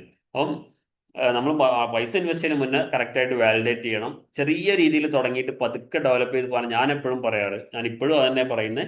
വലിയ ആദ്യം തന്നെ വലിയൊരു സെറ്റപ്പിലാണ് തുടങ്ങാൻ പകരം എപ്പോഴും ചെറിയ രീതിയിൽ തുടങ്ങിയിട്ട് നമ്മൾ പഠിച്ച് പഠിച്ച് നമ്മൾ പതുക്കെ എന്ത് ചെയ്യണം, കയറി കയറി വരിക എന്നുള്ളതാണ്. അങ്ങനെ കൺസിസ്റ്റൻസിയിൽ ആ ഇൻകം ആയി അങ്ങനെ വരുന്ന സമയത്ത് നമുക്ക് അടുത്ത ലെവലിലേക്ക് മാറാൻ വേണ്ടി പറ്റും. ഇങ്ങനെ നമ്മൾ എന്ത് ചെയ്യണം, ഒരു പ്രൊഡക്റ്റിനെ നമ്മൾ കണ്ടെത്തിയിട്ട് അടുത്ത ലെവലിലേക്ക് പോകുക എന്നുള്ളതാണ് വളരെ ഇമ്പോർട്ടൻറ്റ്. അപ്പോൾ ഇന്ന് ടോട്ടലി ഞാൻ ഡിസ്കസ് ചെയ്ത കാര്യങ്ങൾ ഇതൊക്കെയാണ്. എങ്ങനെയാണ് ഒരു പ്രൊഡക്റ്റിനെ നമ്മൾ ഫൈനലാക്കുക എന്നുള്ളതാണ്. മാർക്കറ്റിലേക്ക് ഇറങ്ങുന്ന സമയത്ത് ശ്രദ്ധിക്കേണ്ട കാര്യങ്ങൾ നമ്മൾ ഡിസ്കസ് ചെയ്തു. കാരണം ചില ആളുകൾക്ക് ഓൾറെഡി മാർക്കറ്റിൽ ഉള്ളതാണ്, ചിലർ മാർക്കറ്റിൽ ഇറങ്ങാൻ നിൽക്കുന്ന ആളുകളാണ്. എല്ലാവർക്കും പാഠങ്ങളാണ് ഇന്ന് പറഞ്ഞ കാര്യങ്ങളൊക്കെ. അപ്പോൾ ആവേശത്തിൽ ഒന്ന് ചെയ്യുന്നപ്പുറത്തേക്ക് ഒത്തിരി കാര്യങ്ങൾ പഠിച്ച് ചെയ്യേണ്ടതുണ്ട്. പഠിക്കാൻ തയ്യാറാവുക എന്നുള്ളത് വളരെ ഇമ്പോർട്ടൻ്റ്. അതോടൊപ്പം AI റിലേറ്റഡ് ആയ ടൂൾസുകൾ നമ്മുടെ ഒത്തിരി സമയം ഇന്ന് ലാഭമാക്കി തരും. ഇതൊന്നും ആരും ശരിയായ രീതിയിൽ യൂസ് ചെയ്യുന്നില്ല എന്നാണ് വളരെ. ഇപ്പം ഞാൻ എന്നും പറയുന്ന പോലെ തന്നെ ഇപ്പം നിങ്ങളുടെ മുന്നിൽ മനോഹരമായ പവർ പോയിന്റ് പ്രസന്റേഷൻ, എന്ത് ഭംഗിയുള്ള പവർ പോയിന്റ് പ്രസന്റേഷനാണ്. എനിക്ക് ഭയങ്കരമായിട്ട് ഇഷ്ടപ്പെട്ടു ഇതിന്റെ കളർ കോമ്പിനേഷൻ, അതിൽ കൊടുത്ത ഓരോ ചിത്രങ്ങൾ, പിക്ചറുകൾ, ഓരോന്നും നോക്കൂ നിങ്ങൾ. അതിനകത്ത് വന്ന പിക്ചറുകളും കാര്യങ്ങളും ഒക്കെ. ഇങ്ങനെ ഒരു സാധനം ഇങ്ങനെ പിക്ചറും കാര്യങ്ങളൊക്കെ കൊടുത്തുകൊണ്ട് നമ്മളിരുന്ന് ഉണ്ടാക്കണമെങ്കിൽ എത്ര സമയം നമുക്ക് ചെലവഴിക്കേണ്ടി വരും? ഈ ഒരു കളർ കോമ്പിനേഷനെ കൊടുത്തിട്ട് ഈ പിക്ചറുകളും കാര്യങ്ങളൊക്കെ ഇങ്ങനെ ചെലവഴിക്കണമെങ്കിൽ ഞാൻ എനിക്ക് ഈ ഒരു സാധനം ഉണ്ടാക്കാൻ ആകെ 3 മിനിറ്റ് എടുത്തിട്ടില്ല. ഇങ്ങനെ ഒരു സാധനം സെറ്റ് ചെയ്തെടുക്കാൻ 3 മിനിറ്റ് ഞാൻ എടുത്തിട്ടില്ല. ഞാൻ എന്ത് പറയാൻ ഉദ്ദേശിക്കുന്നത് അത് കറക്റ്റായിട്ട് ഞാൻ AI ടൈപ്പ് ചെയ്തിട്ട് കൊടുക്കുകയാണ് ചെയ്തത്. കറക്റ്റായിട്ട് ടൈപ്പ് മുഴുവൻ ഇത് കംപ്ലീറ്റ് കണ്ടന്റ് അല്ല കേട്ടോ, കുറച്ചൊരു അതിൻ്റെ ഒരു സംഗ്രഹം മാത്രം ടൈപ്പ് ചെയ്തിട്ട് ഞാൻ ഇന്ന ഒരു സെഷൻ എടുക്കാൻ വേണ്ടി ഇന്ന ടോപ്പിക്കാണ് ഡിസ്കസ് ചെയ്യാൻ പോകുന്നത്. ആ ടോപ്പിക്കിനകത്ത് എനിക്ക് 10 സ്ലൈഡുകൾ വേണം. അപ്പോൾ 10 സ്ലൈഡാണ് ഞാൻ കാണിച്ചത്. 10 സ്ലൈഡുകൾ വേണം. അതിന് വേണ്ട ഒരു നല്ല പ്രോംപ്റ്റ് എനിക്ക് വേണമെന്ന് പറഞ്ഞിട്ട് ആ പ്രോംപ്റ്റ് ഉണ്ടാക്കി. ആ പ്രോംപ്റ്റ് ഉണ്ടാക്കിയതിന് ശേഷം അതെടുത്തിട്ട് പവർ പോയിന്റ് ഉണ്ടാക്കുന്ന AI ഉണ്ട്. ഇപ്പൊ ഞാനിത് ഉപയോഗിച്ചത് ഗാമ എന്ന് പറയുന്ന ഒരു ടൂളാണ്. ഗാമ AI എന്ന് പറഞ്ഞതിൽ കൊണ്ടുപോയിട്ട് ആ പ്രോംപ്റ്റ് ഇട്ട് കൊടുത്തപ്പോൾ സെക്കൻഡുകൾക്കകം എനിക്കിതാ, ഞാൻ വേറെ ഒന്നും ചെയ്തിട്ടില്ല, ഞാൻ ഉദ്ദേശിച്ച സകല പോയിന്റുകളും വെച്ചുകൊണ്ട് ഈ സാധനം ഇങ്ങോട്ട് തന്നു. ഇതേ സാധനം ശരിക്കും ഇങ്ങനെ ഒന്ന് ക്രിയേറ്റ് ചെയ്യണം. എന്തായാലും ഒരു ദിവസം ഇരുന്ന് മെനക്കെട്ടാൽ ഇത് പറ്റുള്ളൂ. എന്നാലും ഇത്ര മനോഹരമാക്കാൻ പറ്റും. കാരണം അത്രത്തോളം പിക്ചേഴ്സിന്റെ ക്വാളിറ്റിയും, ഇത് ഗൂഗിളിൽ നിന്ന് പിക്ചർ ഡൗൺലോഡ് ചെയ്ത് അവിടെ വെച്ച് ഇവിടെ വെച്ച് എന്തെല്ലാം ചെയ്യണം എന്നറിയാം. വലിയൊരു പൈസ, ഏറ്റവും മിനിമം ഈ ഒരു പണിക്ക് മുമ്പ്, ഈ ഒരു AI വരുന്നതിന് മുമ്പ് ചാർജ് ചെയ്യുന്ന പൈസ എത്രയാണെന്ന് അറിയോ? മിനിമം 2000 രൂപ ചാർജ് ചെയ്ത്, ഏറ്റവും മിനിമം ഇങ്ങനെ ഒരു PPT ചാനൽ. ഇതിന്റെ പകുതി ക്വാളിറ്റി ഉണ്ടാവില്ല കേട്ടോ. അങ്ങനത്തെ ഒരു സാധനത്തിന് 2000 രൂപ ചാർജ് ചെയ്തെടുത്തതാണ്. എത്ര ആളുകളുടെ പണി പോയിട്ടുണ്ടെന്ന് ആലോചിച്ച് നോക്കൂ. ഞാൻ പരിചയമുള്ള ഒരു ടീച്ചറുണ്ട്, ഈ അടുത്ത കാലത്ത് ആ ടീച്ചറെ പണി ഇത് തന്നെയായിരുന്നു. ഇങ്ങനെ പ്രസന്റേഷന് വേണ്ടിയിട്ട് PPT ഉണ്ടാക്കി കൊടുക്കുക. ചെറുത്തൊക്കെ ആണെങ്കിൽ 1000, അതിന്റെ മേലക്കാണ് സ്ഥിരമായിട്ട് ചെയ്യുന്നവരാണ് 1000, അതിന്റെ മേലക്ക് 2000, ഇങ്ങനെ പൈസ വാങ്ങിച്ചിരുന്ന ആളാണ്. ഒരു മാസങ്ങൾക്ക് മുമ്പ് വരെ സംഭവിച്ചിരുന്നതാണ്. അപ്പം അങ്ങനത്തെ എത്ര ആളുകൾ ഉണ്ടായിട്ടുണ്ടാവും ഇതേപോലെ പണിയെടുത്തോണ്ടിരുന്നത്? അവരുടെ കംപ്ലീറ്റ് പണി പോയില്ലേ? ആർക്കെങ്കിലും ഇനി അങ്ങനത്തെ ആളുകൾ ആവശ്യമുണ്ടോ? അപ്പോൾ ഇത്ര നമ്മളെ സമയത്തോളം ഇങ്ങനെ ടെക്നോളജി നമ്മളെ മുന്നിൽ വന്ന് നിൽക്കുന്ന സമയമാണ് ശരിയായ രീതിയിൽ. അപ്പോൾ ഞാനൊരു എക്സാമ്പിൾ ആയിട്ട് പറഞ്ഞതാണ്. അപ്പോൾ ഇതൊക്കെ എല്ലാവരും പ്രാക്ടീസ് ചെയ്യണം. എങ്ങനെയാണ് ഏറ്റവും നന്നായിട്ട് നമ്മളുടെ പ്രൊഡക്റ്റിനെ സർവീസിനെയോ നമുക്ക് AI ഒക്കെ ഉപയോഗിച്ചിട്ട് മാർക്കറ്റിലേക്ക് എത്തിക്കാൻ കഴിയാന്നുള്ള പ്രാക്ടീസ്. AI ടൂൾസ് നിരന്തരം പ്രാക്ടീസ് ചെയ്തുകൊണ്ടിരിക്കണം. ഓരോ ദിവസവും അപ്ഡേഷൻ ചെയ്തുകൊണ്ടിരിക്കുക. നമ്മൾ എത്രത്തോളം അതിൽ അവയർനെസ് ഉണ്ടെന്നുള്ളത് നമ്മൾ സെൽഫായിട്ട് ചിന്തിക്കുക. ഇതൊക്കെ നമ്മൾ ചിന്തിക്കുകയും മനസ്സിലാക്കുകയും ചെയ്യുക നമ്മൾ ഇത്തരത്തിലുള്ള കമ്മ്യൂണിറ്റികളുടെ കൂടെ നിൽക്കുമ്പോഴാണ്. ഇങ്ങനെയുള്ള കമ്മ്യൂണിറ്റികൾ വരുമ്പോഴാണ് ഇതിനെപ്പറ്റിയൊക്കെ നമ്മൾ മനസ്സിലാക്കുക. അതിനാണ് ഈ കമ്മ്യൂണിറ്റിയിലൊക്കെ നിൽക്കണം എന്ന് പറയുന്നത്. മറ്റേ നമ്മളിങ്ങനെ സ്ഥിരമായിട്ടുള്ള ആളുകളിലേക്ക് ഇങ്ങനെ പോകുന്ന സമയത്ത് അവിടുന്ന് കേൾക്കുന്നതും കാണുന്നതും മാത്രമാണ് നമ്മുടെ മനസ്സിലുണ്ടാവുക. പുതുതായിട്ടൊന്നും പഠിക്കാനോ കേൾക്കാനോ തയ്യാറാവില്ല. നമ്മൾ ആ ഒരു കംഫർട്ട് സോൺ ബ്രേക്ക് ചെയ്ത് പുതിയ ഒന്നിലേക്ക് വരുമ്പോഴാണ് ഇതൊക്കെ നമ്മൾ യൂസ് ചെയ്യുക. ഓക്കെ, അപ്പൊ അതുകൊണ്ട് എപ്പോഴും ഒരു കമ്മ്യൂണിറ്റിയുടെ സപ്പോർട്ടോട് കൂടി നിന്ന് കഴിഞ്ഞാൽ നമ്മൾ ഒത്തിരി പോസിറ്റീവ് ചിന്തകൾക്ക് വരും, പോസിറ്റീവ് മൈൻഡ് സെറ്റ് ഉണ്ടാവും. ആ പോസിറ്റീവ് മൈൻഡ് സെറ്റ് ആണ് നമ്മുടെ ഉള്ളിലെ ഇന്നർ സ്ട്രെങ്ത്തിനെ വലിച്ച് പുറത്തേക്ക് ഇടുക. നമ്മുടെ അകത്ത് കിടക്കുന്ന ഇന്നർ സ്ട്രെങ്ത്തിനെ യൂസ് ചെയ്തിട്ട് നമ്മൾ പവർഫുൾ ആയിക്കൊണ്ട് ചെയ്യാൻ കഴിയുമെന്ന് ഉറച്ച വിശ്വാസത്തിലേക്ക് വരിക. അപ്പോഴാണ് ആ ഒരു വിശ്വാസമാണ് നമ്മളെ കൊണ്ട് എന്ത് ചെയ്യിക്കുക. നമ്മൾ തന്നെയാണ് നമ്മുടെ വിജയവും പരാജയവും തീരുമാനിക്കുന്നത്. നമ്മളുടെ കഴിയില്ല എന്ന് നമ്മൾ ചിന്തിച്ചിരുന്നാൽ ഒന്നും കഴിയില്ല. അതേ സമയത്ത് ഒരു എനർജിയുള്ള ടീമിന്റെ കൂടെ നിൽക്കുമ്പോൾ നമ്മുടെ എനർജി ഓട്ടോമാറ്റിക്കലി പമ്പ് ചെയ്യും. ആ എനർജി പമ്പ് ചെയ്യുമ്പോൾ നമുക്ക് ഇതൊക്കെ കഴിയുമെന്ന് ചിന്ത വരും. ആ ചിന്തയിൽ നിന്നാണ് നമ്മൾ ഓരോ ആശയങ്ങൾ ചിന്തിച്ചെടുക്കുന്നതും തുടങ്ങിയാൽ പിന്നെ അത് അങ്ങോട്ട് ട്രാക്കിലായിട്ട് അങ്ങനെ പോകും. തുടങ്ങാൻ ശ്രമിച്ചു കഴിഞ്ഞാൽ പിന്നെ അവിടെ വഴി കാണും. അവിടെ നമ്മളിങ്ങനെ മടി പിടിച്ച് അതിന് ഇൻവെസ്റ്റ് ചെയ്യണ്ടേ, അതിന് സമയം കൊടുക്കണ്ടേ, അങ്ങനെ ചിന്തിക്കുമ്പോൾ എന്നും ഇരിക്കുന്ന ഇരുത്തങ്ങനെ ഇരിക്കും. അപ്പം മാറുക. 2026 നമ്മൾ എത്തി നിൽക്കുന്നത്, എത്ര കാലം ഈ ഭൂമിയിൽ നമ്മൾ ജീവിക്കും നമുക്കറിയില്ല. നമ്മൾ ഒരു മിഷനൊക്കെ സെറ്റ് ചെയ്ത് സൊസൈറ്റിക്ക് ഞാൻ ഇന്നത് ചെയ്യാൻ പോകാന്നുള്ള രീതിയിലേക്ക് ഒരു മിഷൻ സെറ്റ് ചെയ്തുകൊണ്ട് നമ്മുടെ ലൈഫിനെ ഇവിടെ ഞാൻ ഈ ഭൂമിയിൽ ജീവിച്ചിരുന്നു എന്ന് ഒരു അർത്ഥം, നമ്മുടെ ജീവിതത്തിന് ഒരു അർത്ഥം ഉണ്ടാക്കണമെങ്കിൽ നമ്മൾ എന്തെങ്കിലുമൊക്കെ ചെയ്യണം. സൊസൈറ്റിക്ക് ഗുണം ചെയ്യുന്ന കാര്യങ്ങൾ ചെയ്യാൻ വന്നാൽ, ഇപ്പോൾ ഞാൻ ചെയ്യുന്നത് ബിസിനസ് ചെയ്യാൻ പോകുന്ന ആളുകളെ പഠിപ്പിക്കുക എന്നുള്ളതാണ്. അവർക്ക് ഒത്തിരി പൈസ നഷ്ടം വരാതെ, സമയം നഷ്ടം വരാതെ നന്നായിട്ട് എങ്ങനെ ചെയ്യണം, അതെന്റെ സൊസൈറ്റിയോടുള്ള ഒരു വലിയ ഒരു കമ്മിറ്റ്മെന്റ് ആയിട്ട് ഞാൻ എൻ്റെ മിഷനിൽ സെറ്റ് ചെയ്ത് വെച്ചതാണ്. അതിന്റെ പുറകിൽ എനിക്ക് അതിന് സർവീസ് കൊടുക്കുമ്പോൾ അതിന് സ്വാഭാവികമായിട്ടും പൈസ വരുന്നുണ്ടാവും. അതല്ല പക്ഷേ ഞാൻ ചിന്തിക്കുന്നത് ഏറ്റവും നന്നായിട്ട് പഠിച്ച് ചെയ്യാൻ താല്പര്യമുള്ള ആൾ നന്നായിട്ട് പഠിപ്പിച്ച് നല്ല ബിസിനസ് ചെയ്യിക്കുക, സെൽഫ് ഇൻകം ഏൺ ചെയ്യുക. ആ സെൽഫ് ഇൻകം അവർ ഏൺ ചെയ്യുന്നതിലൂടെ അവരവരുടെ ഫാമിലിയുമായിട്ട് ഏറ്റവും നന്നായിട്ട് ഒത്തിരി ഹറിബറിയൊക്കെ ഒഴിവാക്കിക്കൊണ്ട് സമാധാനത്തോടു കൂടി ഫ്രീഡത്തോടു കൂടി എന്ത് ചെയ്യുക, ഫാമിലി ലൈഫ് ആസ്വദിക്കുന്ന രീതിയിലേക്ക് അവരെ ഡെവലപ്പ് ചെയ്ത് കൊണ്ടുവരിക എന്നുള്ളതാണ്. ബിസിനസ് എന്ന് പറഞ്ഞാൽ ഹറിബറിയായിട്ട് ഓടുക എന്നുള്ളതല്ല. ഈ ഒരു സോഷ്യൽ മീഡിയയും കാര്യങ്ങളൊക്കെ ഉപയോഗിച്ച് സമാധാനത്തോടു കൂടി ചെയ്തു വെച്ച ഒരു ബിസിനസ്, ഒരു അസറ്റ്, ഒരു ഡിജിറ്റൽ അസറ്റ് ഒക്കെ സെറ്റ് ചെയ്ത് വെച്ചാൽ നമ്മൾ ഉറങ്ങുമ്പോഴും നമുക്ക് പൈസ വരുന്ന രീതിയിലേക്ക് മാറുന്ന സ്റ്റൈലിലേക്ക് നമ്മൾ മാറുക എന്നുള്ളതാണ്.